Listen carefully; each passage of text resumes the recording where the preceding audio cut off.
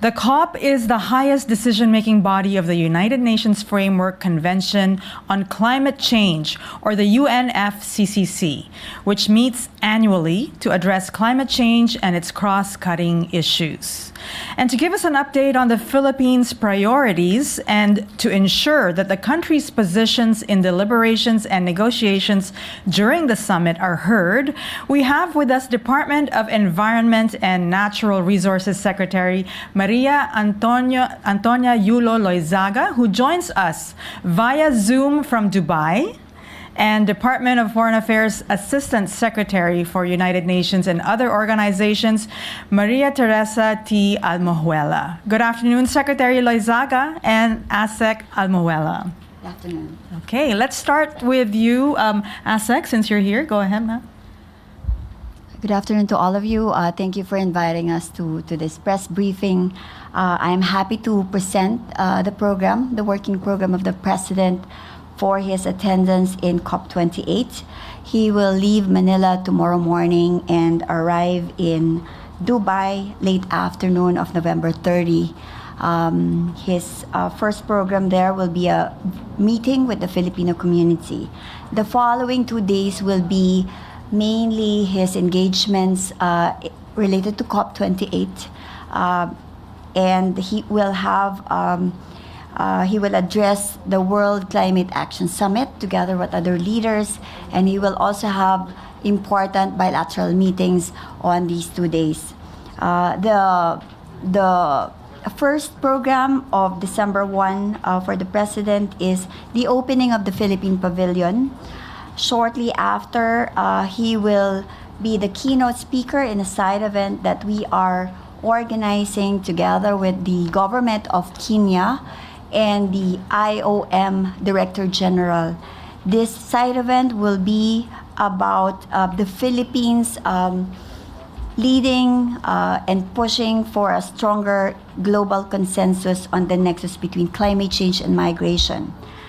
Following these side events, the program shifts to the central part of his visit, which is the engagement with other leaders. There will be a family photo of heads of states. So far, we are aware that there are over 140 heads of states, governments, and royalties that have confirmed their attendance to this COP28. There will be a COP28 presidency opening of the World Climate Action Summit, which begins at 11:45 that morning. There will also be a plenary in the afternoon, 2 simultaneous plenaries, and the President will be delivering the national statement in this plenary session. He will be number 11 of so many speakers in one of the plenaries, and in the same afternoon, after he has delivered the national statement, he will be attending a leader session on transforming climate finance. Following these engagements, there will be so many bilateral meetings that are scheduled, and I think I will end here. But if I may just quickly talk about the COP28, you've already described what it is, but this COP28 will take place in Expo City, Dubai from the 30th November to December 2023. So the biggest events will of course be the summitories, the World Climate Action Summit, and the engagements at the leaders level. But after the leaders have left, the negotiators will continue on to hammer out outcomes, including I think what we're waiting for is an outcome with respect to the loss and damage fund. I believe that Secretary Tony will address this issue later. The COP28 presidency, the president designate is Dr. Sultan Ahmed Al Jaber, who will take over from his predecessor, the Egyptian president of the COP27. And the priorities of the COP presidency will be to complete the first global stocktake, which is a review of how far we have gone as the international community in implementing the Paris Agreement. I think one of the priorities is also to set up the framework of the Loss and Damage Fund as agreed in the last COP in Egypt. Also, high on the agenda is fast-tracking the energy transition, delivering and enhancing climate finance, and of course, resilient food systems. I believe that the President's engagements will reflect the priority that the Philippines attaches to all these thematic agenda of the conference. So far, the Philippine delegation, we have 237 registered on-site delegates representing 16 agencies and members of the civil society. And many of them will be staying behind after the President has completed this program for the negotiations, which is usually it extends beyond 2 or a couple of days beyond the schedule, because these are very important conversations. And perhaps I may end there, Daphne. Thank you. Thank you so much, Assistant Secretary Almojuela. And now we have Secretary Loyzaga joining us via Zoom in Dubai. Secretary Loyzaga, okay, can we patch her? Good morning. Good morning. Can you hear me, po? Go ahead, ma'am. Yes, thank you very much. I wanted to thank Teresa for that briefing. As you know, we are at a turning point in terms of the climate negotiations. They're very critical negotiations in this particular COP because after a long fight, we now have loss and damage on the agenda. That will be submitted by the Transitional Committee without question, I understand, into the agenda for the COP. We anticipate at this point that there will be many issues relating to climate vulnerable countries that will be addressed by this loss and damage fund that Teresa had mentioned earlier. Essentially, the Philippine participation in this particular COP will center around 3 major themes, as already mentioned by Teresa, but let me just add a little bit more. We are presenting ourselves this year, having done our homework in terms of our biodiversity, in terms of our own renewable energy planning, and because of what we're trying to do in building resilient communities, we are centering our positions really around 3 general themes. The pursuit of a low-carbon future, which is sustainable and resilient for the country. Second is using nature-based solutions and banking on our biodiversity to actually work with other countries as well as communities in the country on resilience based on adaptation, mitigation, and disaster risk reduction. And then lastly, in resilient community, we need to engage all the way down to local governments in order for us to be able to build resilience at the front line. So here at the top, finance is a huge issue.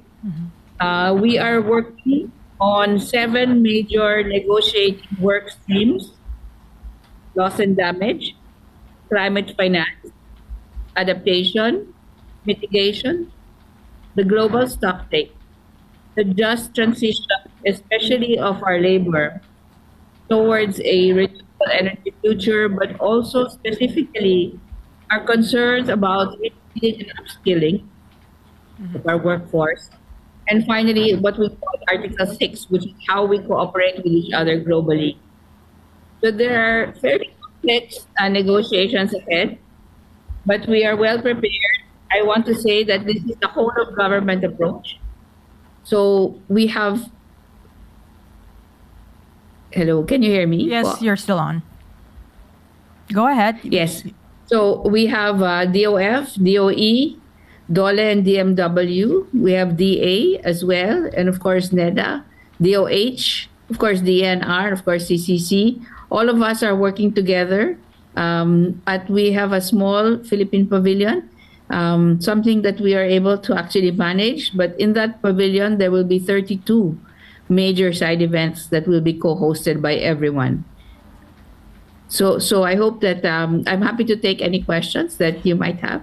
Thank you. Secretary Loyzaga, maybe you could explain to the public what is the relevance of the Loss and Damage Fund to the Filipinos.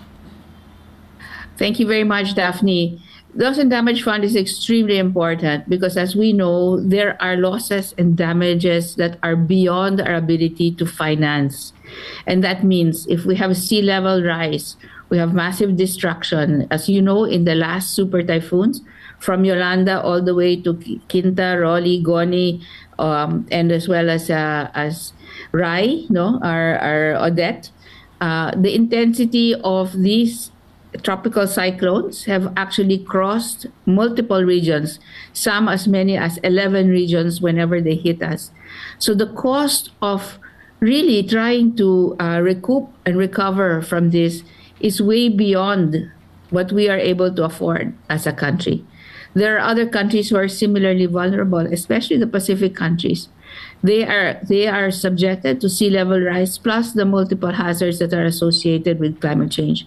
So loss and damage are meant, the fund is meant to cover all the financing needed that cannot be addressed anymore by adaptation finance, by regular climate finance, by mitigation finance. This is beyond the capacity of countries. And therefore, developed countries and other sources, such as private sources perhaps, will be called upon to put their contributions into the Loss and Damage Fund. It's extremely important that this become operationalized soonest and that we are able to access it in a timely and locally driven fashion. Thank you, Daphne. Thank you. Any questions from Malacañang Press Corps? Katrina Domingo, ABS-CBN. Good afternoon, Secretary Loyzaga. Ma'am, may we know the current emission levels that the Philippines contributes to the global emission average? As you know, we are not even 0.5 of 1%. Okay. What we have also done in the Climate Change Commission and the work of the DNR is we've identified which sectors emit the most. As you know, energy and transport are the highest contributors. Next would be agriculture and then industry. What we're trying to do now and what we have managed to do is come up with two very important plans based on our greenhouse gas inventory nationally. The first plan is the Nationally Determined Contributions Implementation Plan. And what that does for us is really identify what kind of interventions are needed in order to bring our emissions down per sector. And here, as I said, the priorities, of course, are for energy and transport, and then as well as agriculture and then industry. What is important to note in the National Adaptation Plan, so you have two interrelated plans that need to work together. In the National Adaptation Plan, what is most critical is resilient infrastructure, especially for agriculture and food. And so what we have here are two possibly or seemingly competing priorities. One is, of course, to bring down emissions in the energy and transport and agriculture sector. But here we also have in adaptation the need to secure food for our population. And so what we're trying to do at this point, given that we are only less than 0.5 of 1% of global emissions, is really try to balance what will be the financing needs for us in terms of adaptation, in terms of the mitigation that we need in order to bring down our own contribution, which is very small, and then eventually try to see what kind of loss and damage financing we need to cover, especially for disaster risk. Ma'am, follow-up question. Do we have a ballpark figure as to how much the Philippines would actually need aside from the existing 1 billion PSF fund? Thank you. The PSF fund really speaks to the needs directly of the local communities. When we started to do the calculations for the emissions reduction budget based on our nationally determined contributions, and we started to do the national adaptation plan, unfortunately for us, this figure is in the trillions. We are not alone. Many of the small countries as well are also needing a great deal of assistance, both for adaptation and mitigation. And the real, I think, challenge for us, as well as the opportunity, is the DOF has been working very, very closely with all the different partners internationally to tailor our needs to the financing that needs to be made available. So just to be clear, what we need to make available is not development financing. That is one track. There's climate financing now. As you know, there are bonds, there are different grants and subsidies. However, loss and damage fund, which is really for those losses and damages that are beyond our capacity, is critical for this particular COP to actually make happen. Secretary, would you be able to share with us if the top emitting countries are favorable towards funding the loss and damage fund? At this point, there has been a very contentious process, but in the spirit of cooperation, as you know, or as you may know, a transitional committee, what they call a transitional committee, was formed to address loss and damage fund. And what will emerge from this committee and has emerged is really a declaration of principle and direction. Now we need to operationalize. So a great deal of support has been put towards the developed countries really making themselves, how do I say, more accessible in terms of the contributions to this fund. There are many discussions that are ongoing. Some are more inclined than others. However, we will really rely on our diplomatic as well as our other kinds of relationships with the different countries to make sure that we can somehow encourage the contributions from developed countries. What's also important is the loss and damage fund may be broadly based. So not just the developed countries. There may be opportunities for the international financial organizations. There may be opportunities for private sector philanthropies to actually also contribute to this fund. All of this is part of what will be negotiated now in this COP. That's great. Jean Mangaluz, INQUIRER.net. Good afternoon. Go ahead. Hello. Yeah. Good afternoon. Can you ask how will the loss and damage fund visibly manifest to Filipinos? Thanks very much, Jean. So in fact, for us, we hope, and this is where all the negotiations still are ongoing, and that's why it's extremely important for us to be present here. We hope that this will come in the form of additional social development funding, funding for resilient infrastructure, so that in fact we can avoid the kind of destruction that we are already facing and have faced in the past. And therefore, that kind of infrastructure can support the different development priorities that are given to us under the PDP. Directly, the social part of it is the one that is most important. And that is why we need to actually work to negotiate the terms of the operationalization and what kind of financing will in fact be able to be availed of by the developing countries that are most climate vulnerable.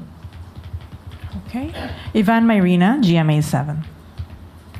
Katrina, the mic, please. Hi, Secretary. Good afternoon. Like you said, the contentious issues with regard to loss and damage is on the contributions. Which countries are supposed to contribute and by how much? What is the Philippines' position on this, Madam? Well, as you know, we have always ascribed to the principle of common but differentiated responsibility and respective capacities. So that is the underlying principle. So for us, developed countries should contribute to the loss and damage fund. And those that are also high emitting. So that would be one of the principles.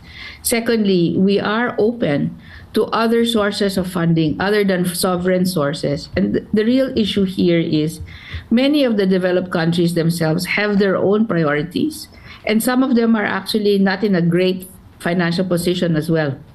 And so what we're trying to do is make broadly based financing one of the approaches as well for the loss and damage fund, so that we are not caught up by the sovereign arguments that they cannot afford it because they have other concerns and priorities in terms of their own financing for their own objectives. No, so as far as we are concerned, the principle of common but differentiated responsibility, therefore, that lies with the developed countries.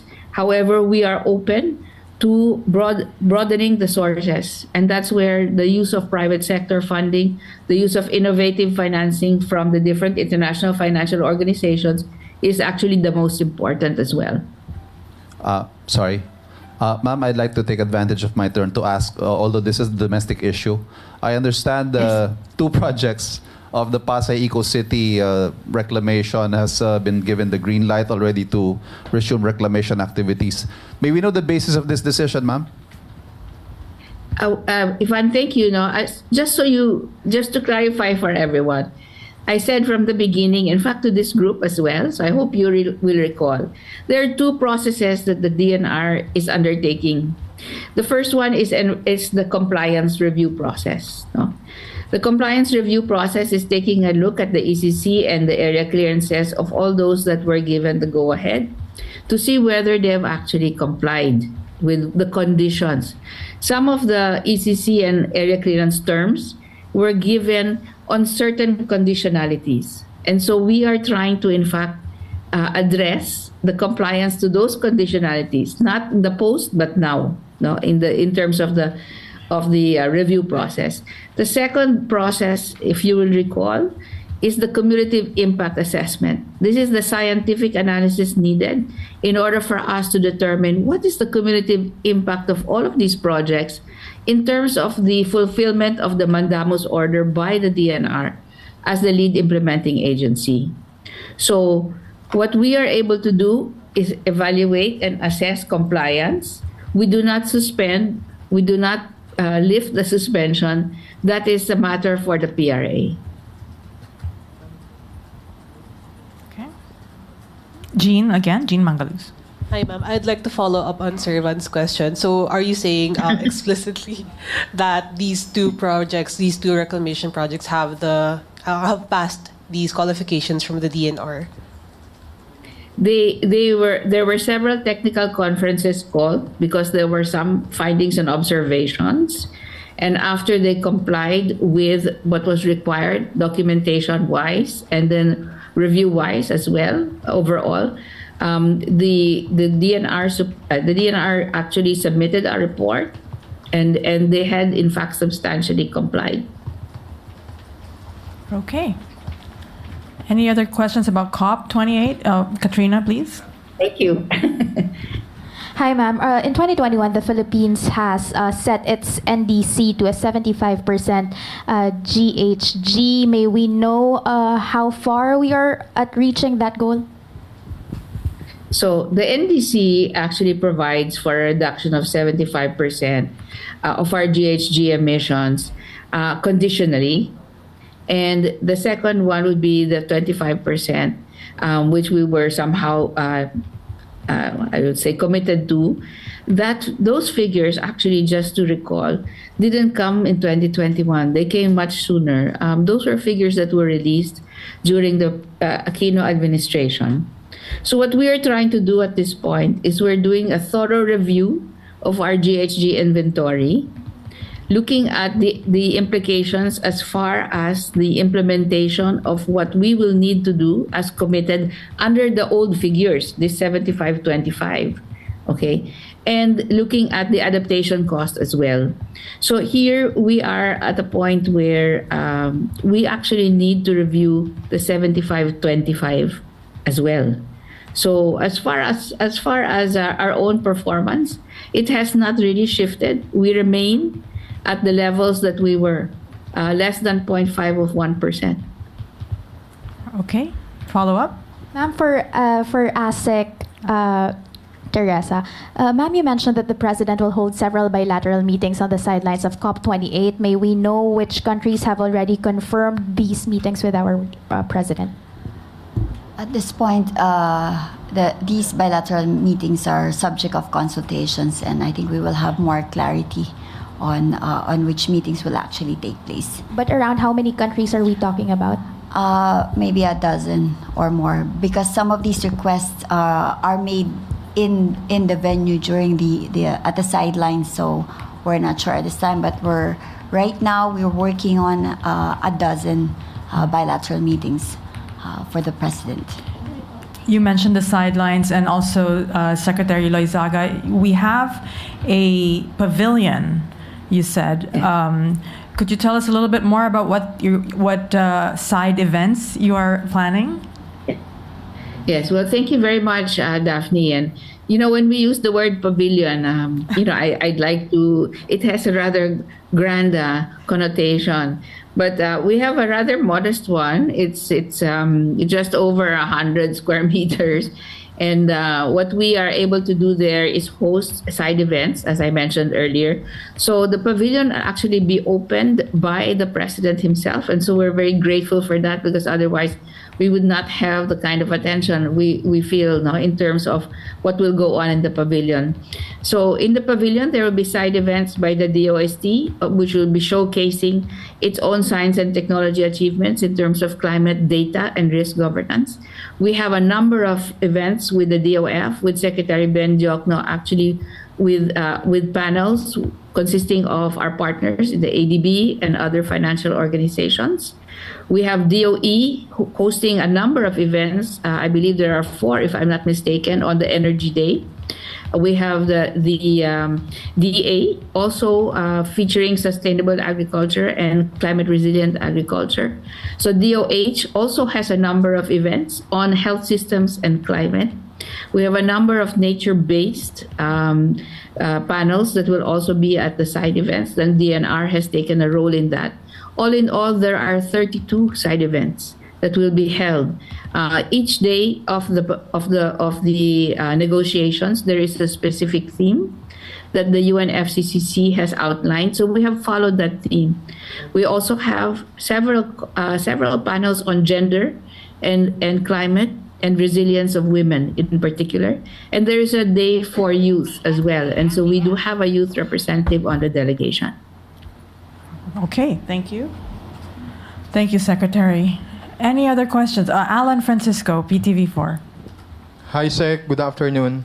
Philippines as a typhoon-prone country, how important for other countries who will attend the COP 2028 to listen to our positions on climate-related matters?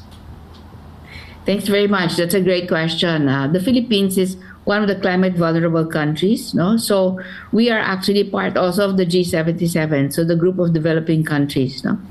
I think it was extremely important for us to be heard by other countries, because what we're trying to do at this point is really approach our climate resilience by twinning adaptation, mitigation, and I should say a third leg, the disaster risk reduction. And that will involve the social, economic, environmental, and scientific efforts of our whole of government. So what we have managed to do under this administration, because the president is one of those who have actually really supported the integration of climate into the different policy areas of the different departments, and he understands the link between climate, biodiversity, pollution, and sustainable development. This integrated messaging and the integrated approach that we're trying to now marshal as a country, we hope will inspire others as well. And we have achieved some recognition on this, even on our work on oceans and biodiversity. We will be speaking at a number of panels, also side events of other organizers here at the COP. And particularly, they have asked DNR, myself, to speak on oceans and climate. on minerals and climate, especially this is a group that is led by the Extractive Industries Transparency Initiative, or EITI, and of course a number of nature-based panels as well, and of course the innovative financing that needs to go into this work related to loss and damage and adaptation. And so there is recognition. I should add one particular effort that is also recognizing the work that is being done in the Philippines, and it's the work on green shipping and how we might be able to support the reskilling and upskilling of our seafarers and those working in the energy sector. The DOE is a very strong partner here and leader, and we have been speaking in several forums, especially about our seafarers and how they will need to be able to be reskilled and upskilled for the changes in the shipping industry. So marami pong intersecting themes that we are also being asked to speak at. I will be speaking at about 10 different side events of others po, on these different areas that they have recognized the Philippines to have made headway on. Salamat po. Thank you. Anything else? We're good? I think we're done. Thank you so much, Secretary Loyzaga, and we wish you all the best in representing our country, being one of the most vulnerable to climate change. Napaka-importante nito para sa ating mamamayan dahil alam naman natin na tayo ang pinaka-naaapektuhan ng pag-init ng mundo. So we wish you all the best, and thank you so much again, Secretary Loyzaga and Assistant Secretary Almojuela.